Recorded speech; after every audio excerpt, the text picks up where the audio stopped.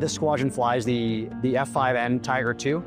It is currently the only aircraft that we fly in an adversary capacity. However, we are augmented with some of the blue platforms to help out with some of the presentations to simulate some of the peer or even near-peer threats out there. Our particular F-5s are not as technologically advanced, for example, as the F-18s were or as the F-35s are, but they're fast at about 1.6 Mach straight and level, and they can turn on a dime.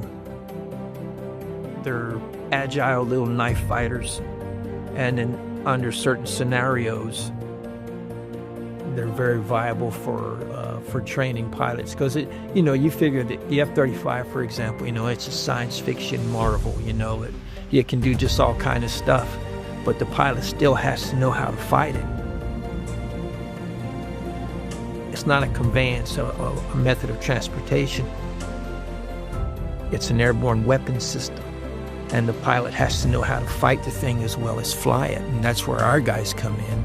They teach the pilot, so this is what you're going to see, this is probably what you're going to have to deal with, this is how you get into it, this is how you get out of it, this is how you come home, and you don't end up being a smoking hole someplace.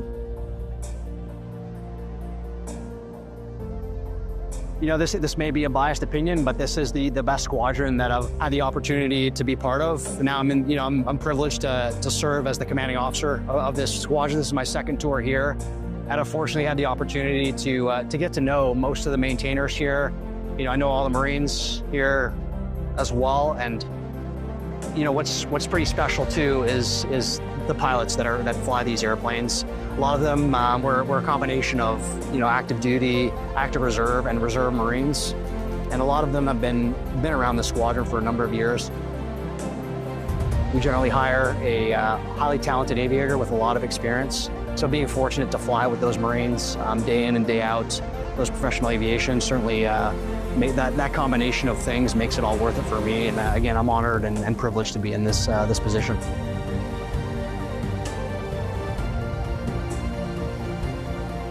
A long time ago, when we first started, we had to prove ourselves. We had to prove that not only we could do the job, but that we had basically the right to exist. The Marines at that point in time weren't sure they wanted to spend a whole lot of money.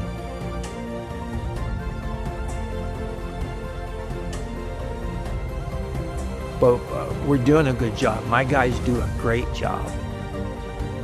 Most of them are Marine veterans. They believe in the mission. Train the fleet. It's not just a job, it's a mission, and they believe in that wholeheartedly.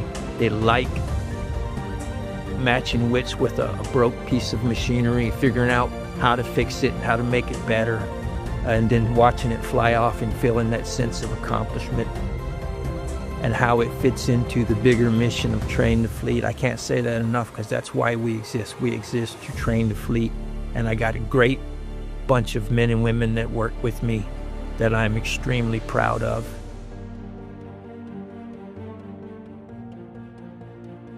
If somebody's watching this that doesn't know who 401 is, doesn't know what adversary is, might not even know what Top Gun or Air Force Red Flag or any of those programs are, our job is to train these guys, the men and women who fly these fighter jets, so that they can come home and be with their families and enjoy the freedom that they've been fighting for. Train the fleet, that's what we do.